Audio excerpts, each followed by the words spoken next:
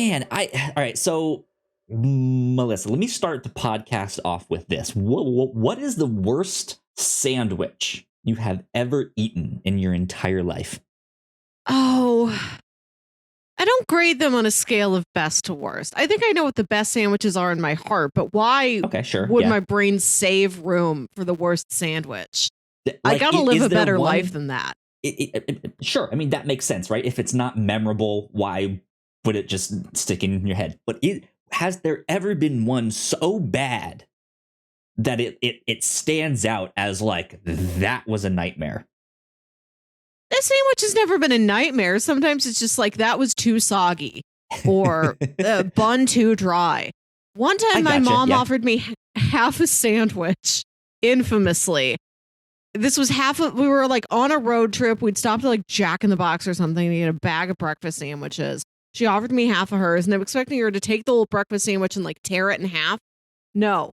Pops it open like an Oreo, offers me top bun and egg. And she's got bottom bun and cheese. That's weird. That's bizarre. Not a bad sandwich, but definitely a weird sandwich experience. A questionable choice my mother made.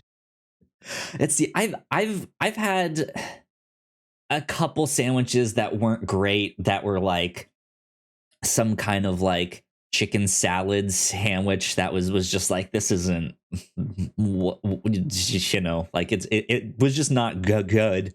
I've had an experience that at a Subway they put too much of a condiment on it, and I like mustard, and I like mustard a lot, and this person just put way too much on, and I did, like, even me, I had to like scrape some off. But I feel like you've told me this before. I can't believe this has come up twice. I probably told it to you on the podcast, like the day it happened, or like that week of just like, Melissa, oh my God, craziest thing ever happened to me. I had a weird sandwich. News this week, upcoming DC film, too much mustard. Exactly. But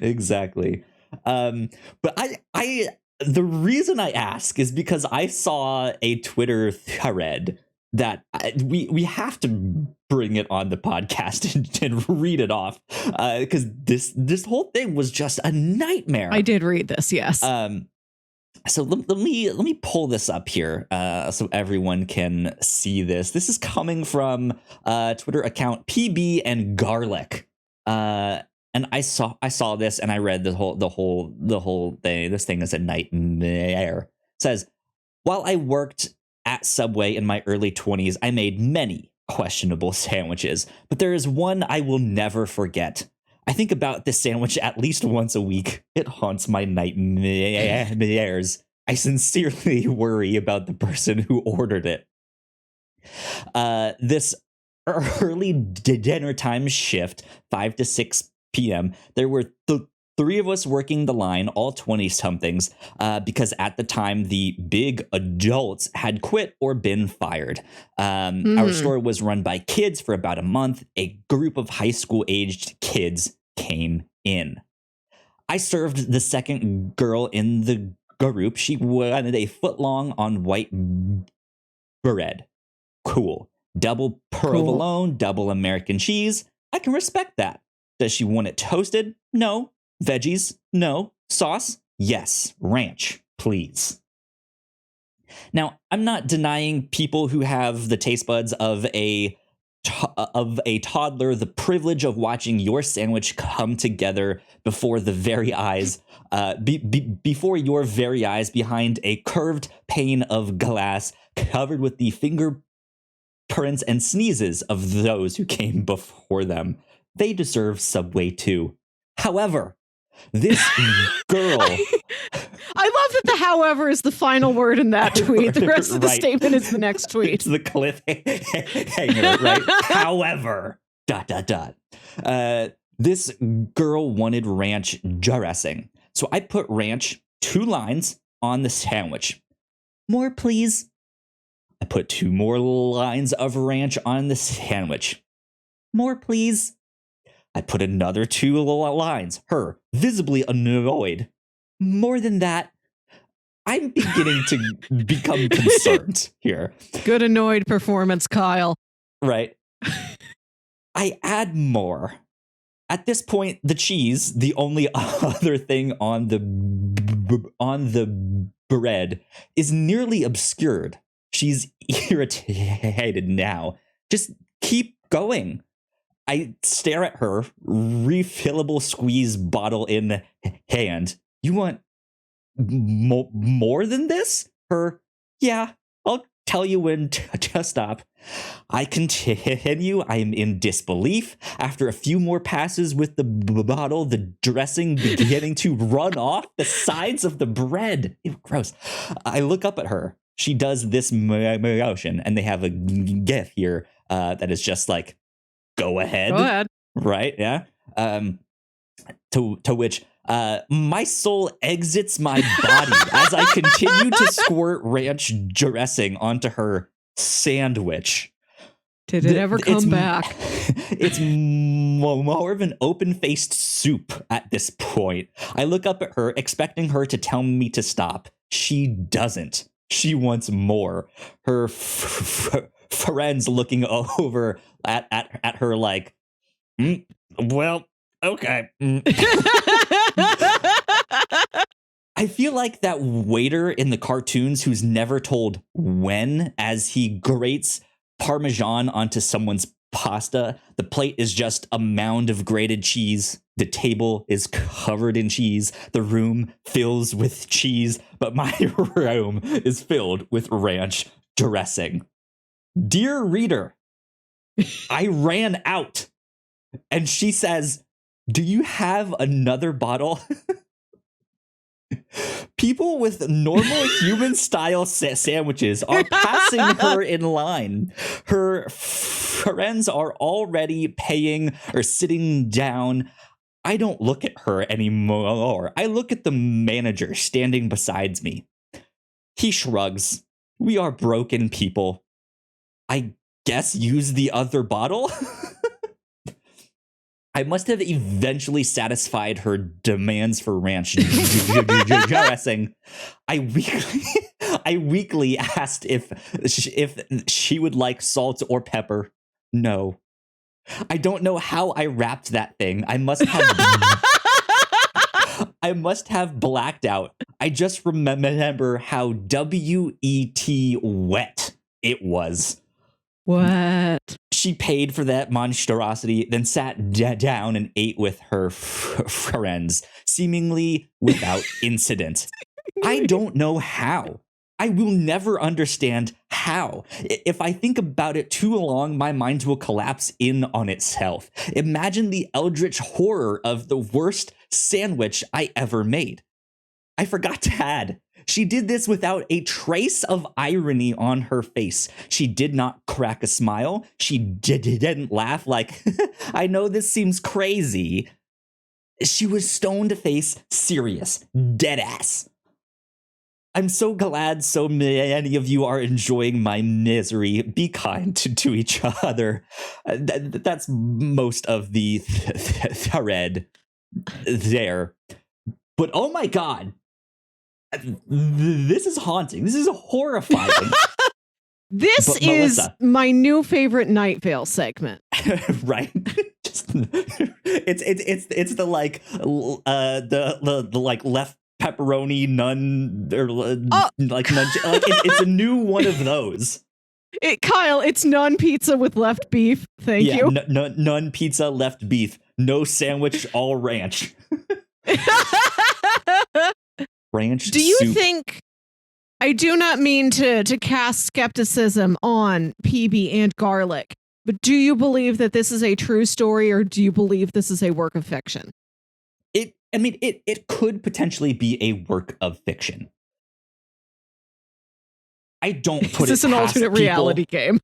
I don't put it past people to ask for weird shit like this, whether they lost a bet or they who knows what. This is punishment of some kind, somehow, some way. If this was like secretly being filmed, are they on TikTok or they on candid camera, like that style? Like, I don't put it past people to do is this it 2020 stuff, or is it 1983? right? Which year? Ashton Kutcher like secretly behind the counter, like, you've been punked, right?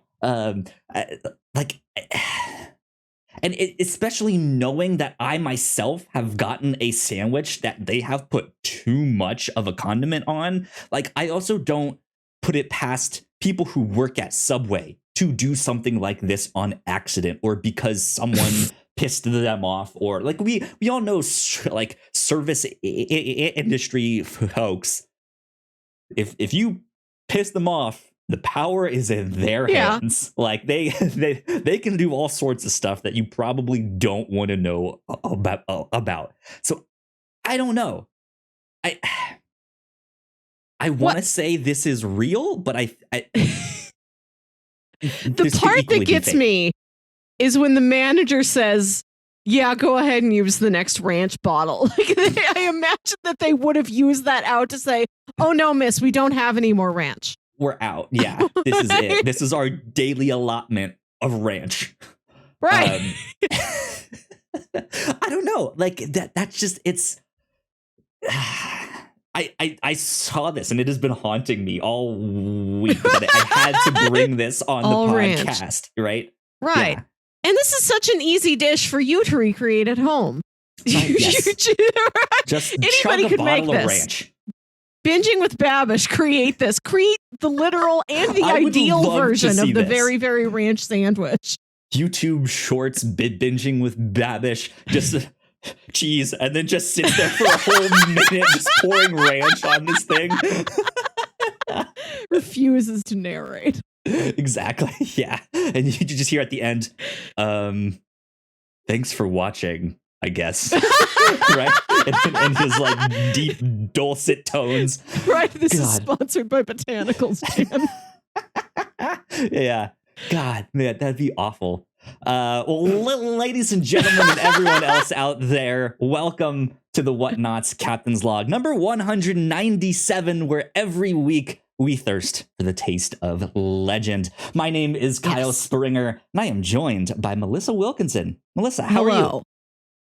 I want to tell the audience I'm still drinking the hard Mountain Dew from last week. I was only able to get it in a tall boy. That boy was very tall, so I have a lot left. And I poured it out of the can into this collectible Disney World cup.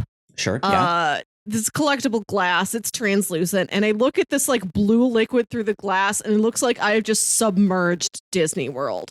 I have drowned them. Space Mountain is underwater now. That's so funny. Man. So let me see if I can find it here. The reason that I like brought this thread up, I'm hoping I can find it again here. There was a certain reply, and then there was a reply to that reply. I don't think this is going to show it to me again. But someone on this thread was like, wow, I've never seen a Fringe event in real life. Until this. Until this. So I'm looking at the replies. I can't find it now because it was a couple days ago when I found it. But like, so on the Whatnauts review show, Melissa, you and I have been watching Fringe. Yes. Which, if you guys don't know, it's like this X-Files style show, kind of mystery of the week, that then kind of evolves into a more almost prestige show. Like it is more plot focused rather than like, here's the weird mystery of the week. But yeah, the team is often called to these Fringe events. This like weird science mystery, this weird happening. And someone was relating it to one of the watchers in that, because in that show, there's these watchers who they're observers, Kyle. Sure, yeah, important distinction. Thank you. There's one of them who makes a sandwich and just puts everything spicy that he can get on this sandwich, and just an entire little shaker of pepper. Yeah, and just dumps an entire bottle of hot sauce on this sandwich and just eats this thing. And it just looks disgusting. I don't know how that actor did not make a face like while eating this thing. That's God. that Tony Award. Right? It really is. Like all the awards to them. But like I would have brought that nightmare sandwich thread to the podcast just by itself. But with the mention of Fringe, it got me thinking. Melissa, has there ever been some kind of event in your life that you could potentially explain as a Fringe event? Like, even if you have to embellish it a little bit, right? Just like, is there something that could have been a Fringe event? Some kind of encounter, weird thing. Some sort of an occurrence, if you will. Right, yeah. So for the listener, Fringe is a show about many different types of pseudoscience. And the show ends up revolving around alternate universes as its main focus. Yeah. And once I went to my local Culver's. Kyle, do you know of Culver's? I'm pretty sure you mentioned it just as we've talked about stuff. Is it a grocery store? It is a Midwestern fast food chain. Okay. Excellent quality. It comes down from Wisconsin. Cheeseburgers, fries, deep fried cheese curds, frozen custard. Really good stuff. I don't know if Oklahoma has a Culver's. If you see a Culver's, stop and go there. Okay. So my neighborhood had just opened up the first Culver's in North County. And the line for this place was always so long, but I was always craving it. And it was always a fight with me. Do I want to spend like 40 minutes in the line to get the Culver's? Yeah. Which is 40 minutes hung on purely the volume of customers that are there. That team worked so hard. It is not on the heads of anybody working at the Culver's. And one day I drove into the line and I was debating myself about it. And then a car came in behind me and sort of pinned me in. And it's like, well, my choice is made. I can't back out now. I am in this drive-thru for 40 minutes. Mm-hmm. And then entering the parking lot, I see the exact year, model, and color of my own car. I see this car drive in, pause for a second, turn around and drive out. Oh, and wow. And I wonder if that was the me who decided I'm not dealing with that drive-thru tonight. You met yourself thanks to time travel. You had a clone that you didn't know about. Right. All that and stuff. They decided, no, Steak and Shake is fine. Interesting. Okay. So you see, a potential doppelganger. I didn't see the person in the car. I think it was dark. I couldn't see them. I could only see that it was my same car. I gotcha. So I've mentioned this story on the podcast before, so I won't dwell on this one too much. You told it years and years and years ago. You told us 4 years ago. You probably could tell the whole thing again in higher audio quality. Might now. As well, yeah. So I grew up religious. I went to church, all that stuff. My church's summer camp, yada yada yada. And I'm not religious anymore, but I had an experience that I don't know what I saw. I don't know if this was a ghost, if this was an angel, if this was some kind of demon, who knows what. But it was at my church's summer camp one night. I was up late. I was one of the counselors or the maintenance people. I don't remember what I was doing that particular week that I was there. But it was me and a friend of mine that were walking past the gymnasium on the pathway to the guys' cabins. And that walkway at night is pitch black. There's no light whatsoever. And this one particular night, we happened to see this strip of light. And we're just like, that's strange. There's a soccer field that's up the hill with some baseball fields and stuff. Like maybe like one of the lights from the sports stuff is shining through the trees. And so we look up that way, and no, there's no light that's on. The lake is downhill that way. Like maybe there's a light by the boat house. We look down that way. Nope. No lights are on. It is literally pitch black around us on all sides. We can't see a thing because we have our flashlights, all of that stuff. And so I like to investigate, like, okay, maybe if I stick my hand in, I can see where the shadows are coming from. So the side that the shadow's on, that means the light is on the opposite side, right? Like we can at least investigate and science this out, right? I stick my hand in. I had no shadows on my hand, period. Like all over, like not even like in between my fingers or all that, like just none. It was lit up on all sides. It was colder. Like they say in those like ghost stories that like, oh, there's a ghost, it gets colder in the room or something like that. And I just like, upon realizing that there was no shadows and it was colder, I stuck my hand like out. I was just like, I don't know what that was, because that was weird. And then we ran away, and it was not there the next night, and it never came back. Never saw it. Who knows? It was just this one night only. Thankfully, I was not the only person there that night to be like, I saw something. It was a weird thing, and everyone being like, you're crazy. You're just making it up. You're by yourself. I had someone else there who saw the same thing, and yeah, I have no idea what that is. I don't know the space.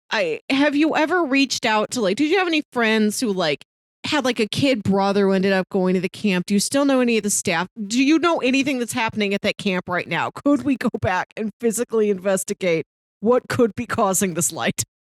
I mean, I'm sure the camp still exists. I haven't been there in more than a decade. Kyle, please call them and tell them about this light. They would love it. I'm telling you, if you were a camp counselor, wouldn't you love it if a camp counselor from 15 years ago called and told you about a mysterious light? It was just such an interesting experience that I don't know how else to explain it besides it must have been some like otherworldly thing, just some weird crazy thing with that. But here's one. I don't know, again, I don't know what it was. I don't really know how to explain. I don't know if it was real, if it actually happened, or if this is my mind just kind of making it up, like making up a memory or something like that. Do you ever see things out of the corners of your eye and then you look and it's not there? Not things, just sometimes like a shadow or a reflection, but it's never like, sure. I thought I saw a demon man. Well, I thought I saw this weird like bunny creature. Like it looked like a bunny. It looked like some kind of rabbit. But I was also like, I would have had to been younger than 3 years old. Okay, so this is before Donnie Darko came out. Right, yeah, no. Before the Donnie Darko Rabbit Man. I've never seen Donnie Darko, but this was like sometime between the age of 1 and 3 years old. Because we were living in a specific house that I grew up on. I was really, really young. Both my parents left the room for just a second because I was seated on the couch. And while I was on this couch, in the corner of my eye, to my left side, I saw this thing on the end of the couch. And in my like peripheral vision, it looked like a bunny rabbit, but not a real one. Like it didn't look like it more like cartoon horror movie, like one ear is all the way up, one is like kind of bent. It's like jagged and like dirty and stuff like that. And then I look and nothing is there. Don't know what that was. Don't know if I'm making it up because I was a freaking baby, right? Like I don't really have any other memories from around that time. So it's just like, I don't know. Did I make that up somehow? Did I dream that? And I like thought it was a something. I don't know. But that could have been some Fringe event, right? Babies see weird little Tim Burton rabbits. Right? Yeah. They call the bishops. But like, imagine someone. So in the most recent season that we are watching at the time of recording this, that we are in season 4 of Fringe, there is there's an episode where a character is basically invisible. And no one can see him. I haven't gotten to this one yet. This is exciting. Yeah, and so he is. I won't really own it, but he is trying to undergo a process to make himself visible, and stuff like that, and doesn't really work out well for him. But what if there was something like that where the person can only be seen like in peripheral vision, like once you look at him, like it's not there. That would be very Doctor Who. Interesting. Yeah. Kyle, have you ever heard of the Phantom Ruby Tuesdays? I mean, I've been to a Ruby Tuesdays. You have not heard of the Ruby Tuesdays glitch? No. Okay, this is a story I heard on the podcast Thinking Sideways years ago. It's defunct now because when the co-host moved to the other side of the world, but it was my favorite mystery podcast. I miss it so much. Okay. They talked about the story and I Googled it and I found the original blog post. This is from personalghoststories.wordpress.com. It's just titled Ruby Tuesdays, New Mexico, March 9th, 2013. Okay. I don't know if there's an author name at the bottom of this. Posted by Hicks 53081 under the Glitch in the Matrix category. This story has a lot of detail in it. I didn't have time. I wanted to sit down and like write a condensed version of it to read to you, but I'll have to do it offhand. So it's these two brothers and they are driving from Florida to Oregon. And they're on this highway the southern highway that takes them through like Texas, Arizona, New Mexico, Nevada, that area. Right. Yeah. Part of this is that the car we took on this trip was a 2008 Honda Civic Hybrid. The entire trip we'd been getting right around 35 miles per gallon, which is digitally displayed on the dash. So we'd become very aware of how many miles we could squeeze out of a tank.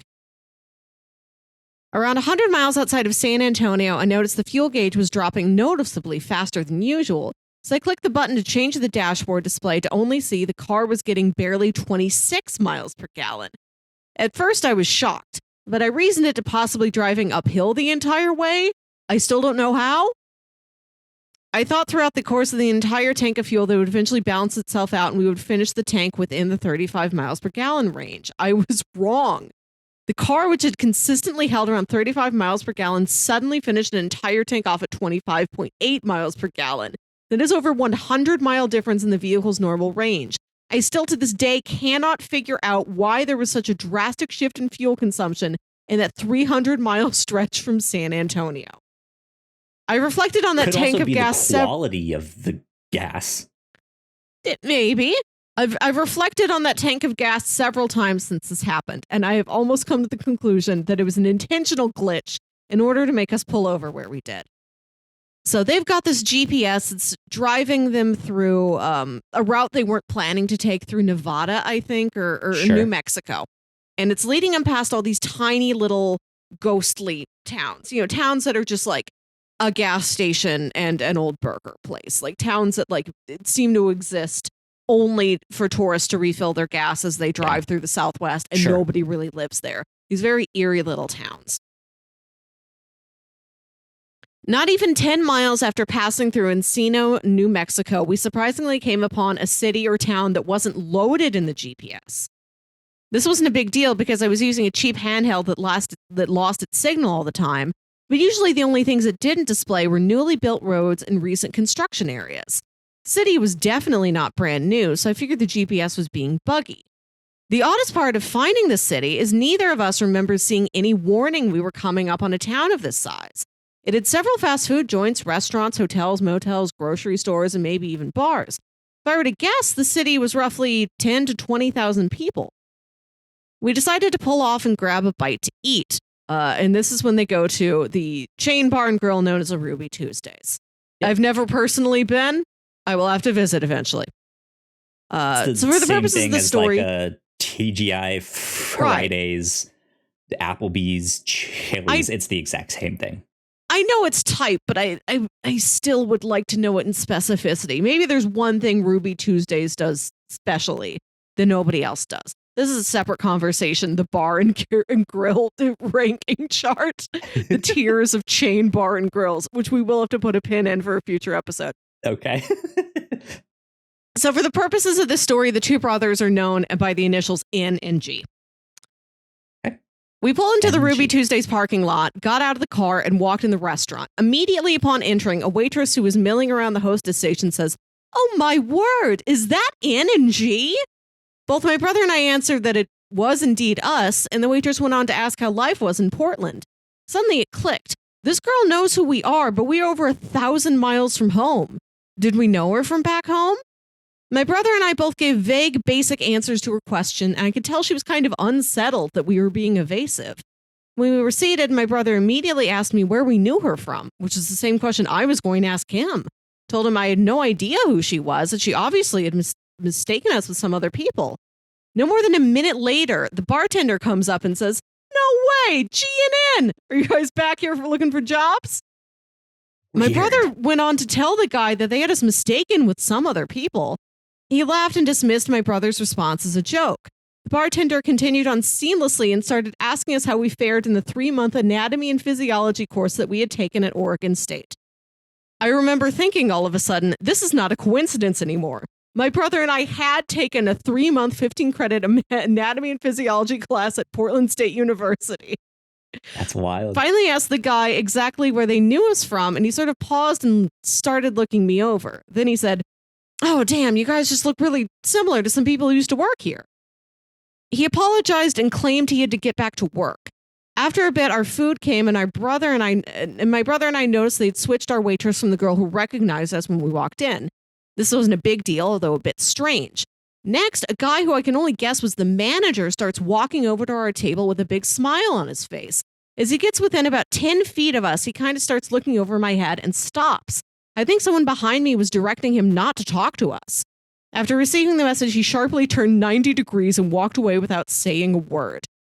It had quickly become the most awkward meal of our lives.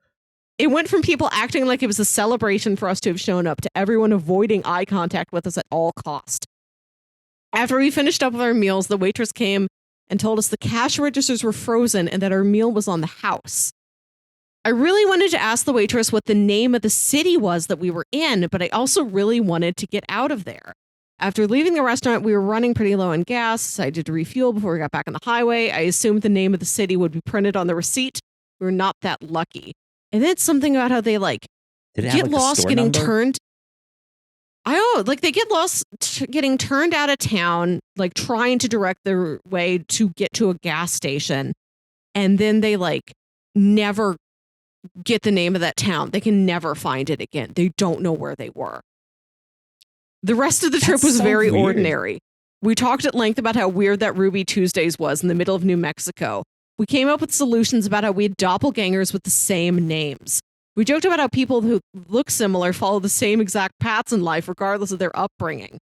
We talked ourselves into it being a major coincidence. When we finally got back to Portland, we decided to do a little research and find out the name of the town.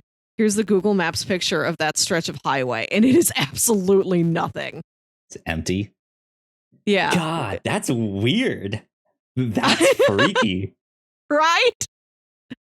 Just what is the answer? Even if it is that simple, just that there were two guys who lived in this town, who took the same class at the same university and look the same and have the same names. That's too many coincidences. Even the simplest answer is preposterous. Yeah. I don't even know if that there is a simple answer. There's no like Occam's razor here or whatever you call it. It's like the simplest answer is always the salute, right? No, the like my mind is like, well, you remember that like experiment that people started to uncover through like 23andMe, that they had like siblings and they had like twins that were like separated at birth and all that. Like, what if it was someone like that, and just like through a coincidence, just like it was a set of like quintuplets that were separated and then somehow ended up like just at the same university, took the same class, had the same name. Like, all right, I think we're back in business. Nice. Holy moly. So we just had a power outage at the most inopportune, freaky time, right? God, there's another Fringe event for you guys. It happened to you this time and not me. Yeah, which you disappeared and I sat here looking up stores in a mall. You would. But that is like, what if there was some event that happened? Because there are like like when something leaks, companies do try and like stamp out all the fires, stop it from spreading as much. Like, what if there was something like as soon as you mentioned the event, like your computer shuts down, your power turns off, like all that stuff? That'd be wild. But I think we had something happen like that on the podcast before, didn't we? Weren't we like talking about ghost stories or something? Ooh. And like my screen was like glitching out. Maybe. I vaguely remember that. I don't remember what episode it was on or what we were talking about exactly, but we had something happen like that. But man, to have a power outage at like while we're talking about these weird events. Anyways, I say we move on and get back to the show. I think this is a good spot for some housekeeping. And then we'll be back with some not strange portions of the show. Yeah, we'll disappear again. Yeah, we will be right back. We put a lot of hard work into the shows that we make, and yes, we make multiple different shows here at the Whatnauts, and we'd love it if you check them all out. You can find out more information on our website at thewhatnauts.com, as well as your favorite podcasting platform of choice. When you type in the Whatnauts, all of our shows will pop up right there. Just don't forget to give us a nice rating and review if you like the shows. If you want to support what we do here at the Whatnauts, patreon.com/thewhatnauts is the best place to do that.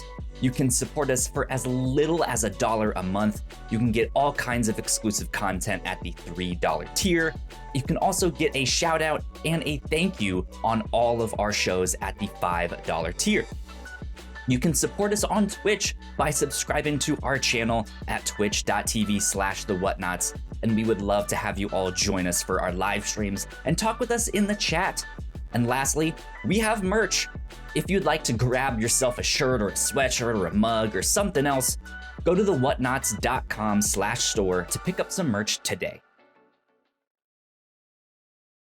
And we are back. A big shout out to all of our Patreon supporters. Thank you so much for supporting us, for checking us out, watching the shows, all that good stuff. It means a lot.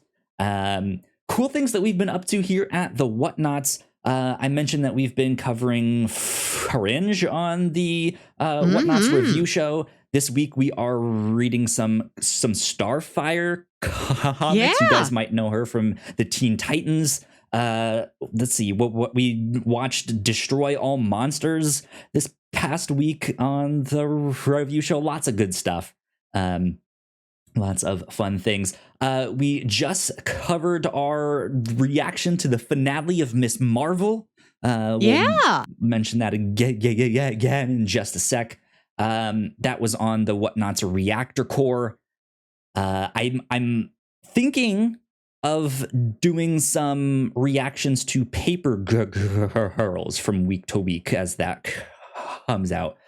Melissa, you're welcome to join me on that. I'm not sure what your interest level is on that. When does it come out? I might be too busy. The 29th. So Amazon Prime usually releases like the first 2 or 3 of them at once, and then we'll do weekly after that. So that would mean one of the times we would record would be while you're here. Okay. Because I think it's on the 29th is a Friday, I think. I've got a wedding to go to that night, and the next Friday, I will be driving to Oklahoma. So I don't know. Gotcha. I don't know if I'll have time to also, amid trip preparations, watch this show. I did see the trailer for it played in the movie theater pre-show when I went to go see Thor: Love and Thunder. It did look pretty. I was getting settled in my seats, mostly heard it, wasn't looking at the screen, but it sounded good. Cool. Good stuff. Yeah, that's a comic book that I really enjoy. So I am definitely going to be watching that show. And I've done a couple like trailer reactions by myself. I did one for Star Wars Andor, and I did one for Paper Girls. And I want to continue doing stuff like that. I'm not trying to like block off Melissa from doing that, but like if there is something that I really want to react to, I want to kind of get myself used to making content by myself, and just not always have someone else right there next to me. I think that would be a good skill to have under my belt.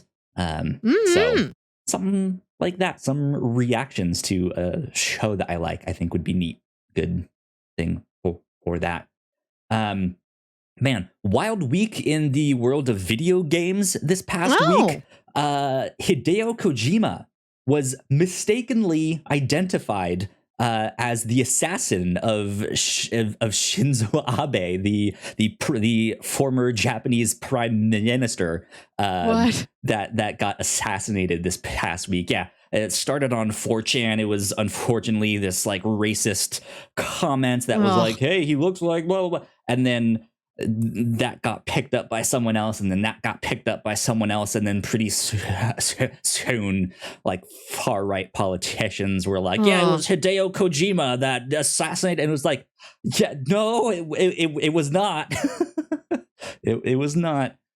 So that was one of the wild things that happened this week there. But yeah, go check out all of our podcasts. That one was on Crossplay, our video game podcast.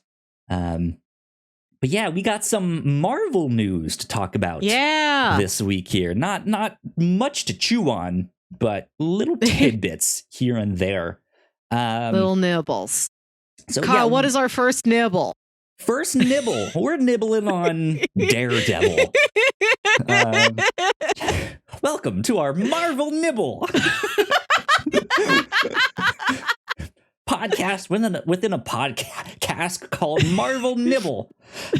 So this was actually confirmed 2 weeks ago, but we were doing our trivia night thing, so we skipped it and did all of that stuff. Daredevil is apparently confirmed to appear in Echo, which of course she got her debut in the Hawkeye show, and she is getting her own spinoff. She has connections to Kingpin, and it has now been confirmed that Daredevil will also be appearing in that show. So that's pretty neat that we're going to get to see him again. I knew we would, but it is nice to have a specific title. Sure, on the slate for when Matt Murdock will appear. Or maybe Daredevil will appear in Echo and Matt Murdock will appear in She-Hulk. We don't know. Potentially. Who knows? So yeah, that was the first nibble you guys can nibble on. The second bit is that Alden Ehrenreich, who played the young Han Solo in Solo, has apparently been cast in Ironheart in an undisclosed role. Not sure. Okay. Not sure who he could be playing, but all right, he's been cast. So nibble on that. Why don't you? This next bit is one that I saw as I was preparing for this show today. That Daniel Kaluuya, who played W'Kabi in Black Panther, will not be returning for Black Panther Wakanda Forever due to scheduling conflicts with Nope. Oh. So, I was kind of wondering if we were going to pick back up with his character since he didn't get to appear in Infinity War or an Endgame. Right, yeah. I'm very excited to see Nope here in a couple weeks. That's been a very anticipated film of the summer for me. Absolutely. Maybe he'll find a role in that Wakanda TV series for Disney Plus. Perhaps we will see W'Kabi again. I hope so, because he's a fantastic actor. Mm-hmm. He had an interesting character for sure. So this next bit is a leak. It's a rumor. So take this as a grain of salt. Maybe don't quite nibble on the salt. It, right? Maybe like lick a salt cube like a horse. But don't nibble on it, right? You know? So according to inverse.com, Penn Badgley is one of the top actors for Reed Richards. Fantastic Four. And apparently Simon Baker is wanted to play the villain. Now, wasn't he TV's The Mentalist? I have no idea. So I'm not really familiar with either of these actors. I looked up a picture of Penn Badgley and sure, I can see it. I looked at his picture in that article, and he's in the similar wheelhouse as Owen Gruffeld from the first from the 2004 era Fantastic Four movies, not from the trash can one. I should honor that as truly the first Fantastic Four movie. He's kind of in that wheelhouse, and I like that look. He looked interesting. If Simon Baker's the right guy I'm thinking of, I never watched The Mentalist, but he looked cool in all the promos, in all the ads and TV Guide. Let me see here. All right, so let's look up Simon Baker. Simon Baker, where you at? Images. This is what he looks like here. Pulling it up on screen. I could potentially see him as a Dr. Doom, maybe. I don't know. He's handsome looking dude. In the pictures that he has like a beard on, it's often a little bit scruffier. It would be difficult to have a beard underneath that metal mask. That seems itchy. Yeah, well, that's the thing with Dr. Doom is like he's disfigured. His face is scarred up and disfigured. In various forms. I watched a YouTube video from the channel Casually Comics titled, "Is Dr. Doom hot?" And in Fantastic Four canon, it has varied from he is very disfigured to no, he's pretty handsome. He just has like one tiny scar, and his mental health has blown that up into being proportionally as bad as a full face disfigurement. So they could go anyway with Dr. Doom. I'm trying to see because I know I mean there is like Dr. Doom before he was scarred. Then there was a recent run of Iron Man. I think Dan Slott was writing it, where Dr. Doom is kind of healed and he takes his mask off and it's like, oh, I am attractive, handsome businessman, and I am a leader of a country. I'm going to sell a cologne now. Right? Doom, poor Hom. Yeah. So one of the Google search results for hot Dr. Jome in the images, I think, is the video that you watched because it's a YouTube link and it says, "Is Dr. Doom hot?" Yeah, it's got to be Casually Comics. Right, yeah. That's it. Yeah, One of my favorite videos I've come across. Such a resource. Here it is. Mask off. Is Dr. Doom hot? When you Googled hot Dr. Doom, did you get any of those body pillows? No. I didn't get Hopefully any those body are to come. pillows. I got just different pictures of Dr. Doom, whether it's art or it's like toys and statues.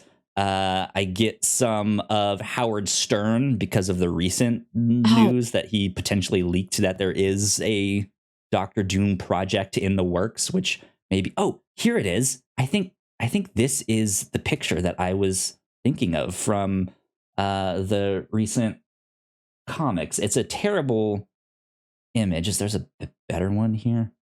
I guess it's this guy. Such low quality pictures. Let's see. This one. Let me do that one. That's a better one. There you go. You guys can see that on screen there. But that's Victor Von Doom right there. Handsome dude. Handsome motherfucker. Right there. Yeah, I mean there's just that stuff. That's kind of about it. I don't know. There was a couple more details in that leak that they just don't really have a director yet still. There's a couple other actors that are potentially going to be cast, but we don't know in exactly what role. When is San Diego Comic-Con? I know it's like the last weekend. Oh, it's no, it's next weekend. Oh my God. We have to get ready, Kyle. It's only 7 more shopping days until San Diego Comic-Con. Comic-Con it runs from the 21st through the 24th. We got to find out when that Marvel panel is. Oh, how to watch Marvel live at San Diego Comic-Con 2022. Is this it? From Marvel.com. Marvel will make a merry return. San Diego Comic-Con. Just tell me when. The broadcast every day. I want to watch the big panel. How do I watch big panel? So this leak also says that casting announcements will probably be made at D23, which is not till September. Which is later this year. I know. But I got to be excited about one thing at a time, Kyle. But yeah, we do have Comic-Con approaching real fast here. Yeah, I would expect news for stuff that's coming out, like a better look at She-Hulk, will probably be at Comic-Con. I would assume they air the first episode or two for people who are there. That would be nice. Yeah. I could see them giving us a look, like a teaser or a first look at Ironheart or Armor Wars, whatever they have next in the pipeline. Maybe finally confirmation that Werewolf by Night is actually a thing. Has it not been confirmed? I don't think it has been. Let's see. Is Werewolf by Night confirmed? Werewolf. Let's see. How is it not confirmed when I know like who's directing it and who's starring in it? Confirmed. No, that's in images. Let's see. Here's something from Screen Rant. What does Screen Rant say here? Update given by director. So I guess it is. Like I just, what is Screen Rant doing? Continue without disabling the ad blocker. Who cares?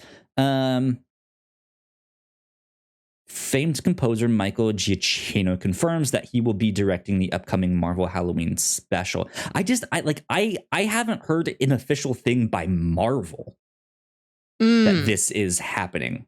Like, we don't, like, I've not heard that. I've just heard, yeah, like, oh, Michael Giacchino, he's making it. But that's just always, which is been exciting. Like, exciting to have a composer secondhand. take the director's chair. Yeah. Director, only role that gets a special chair. Like, everybody gets that chair, I think, but it's called the director's chair. I'm looking through all of this to see if it gives any more details. Marks his debut in directing a major streaming project. While this may be his first foray into helming a Marvel project, Werewolf by Night is far from his first behind-the-scenes Marvel role. Having scored several major MCU films, Doctor Strange, Spider-Man Homecoming, the upcoming Thor Love and Thunder. Blah, blah, blah. I don't know. So we don't... Yeah, I thought that was confirmed. I don't know why it has lived in this fuzzy in-between space. Oh, but now that you think about it, I've never seen like a logo for Werewolf by Night. I haven't seen what the prospective Disney Plus thumbnail would be. So this is to come. This is a website called movieweb.com. I don't know how accurate they are. This seems like a website that characters go to in a movie when there isn't a real website from our world they can use. Quick, let's check movieweb.com. But this says this was published on April 24th, 2022. That says Werewolf by Night repeatedly wraps filming. Still no official announcement by Marvel. Interesting. Yeah, Werewolf by Night started principal photography. It has now wrapped ahead of the supposed release in October of 2022. Yeah, I mean, I could see them still announcing this at Comic-Con and having time to put it out there. But I don't think there's been an official announcement by Marvel, which is interesting. Who knows? Yeah. But yeah, so I mentioned we got to see the finale of Miss Marvel that happened this past week. We have our reactions to that up on the Reactor Core. You guys can go listen to that as a podcast or here on our YouTube page. All that good stuff. There was some interesting things that happened in there that I think have gotten people talking. I know some people aren't liking the thing that happened in there, the revelation, the development that happened. I'm kind of indifferent right now because it's so early on, right? Yeah. That it's just like I will have to see what they do with this. But very interesting. Marvel's starting to plant some seeds of right. Things are moving. Things. Yeah. Progress is being made. Indeed. But yeah, I that show, I think, unfortunately for me, kind of went downhill as it continued, unfortunately. But there was still so much in that show that I really enjoyed. Yeah. That I still think it is absolutely worth a watch. And then, yeah, with the developments of the finale, that is something you will want to keep an eye on. So, it is a very sweet and engaging show. I feel like when you say it's worth a watch, it's like, put it on and let your eyeballs rest on it sometimes. Just see what it looks like. Like, you're going to do more than that if you turn on Miss Marvel. It is a very charming show.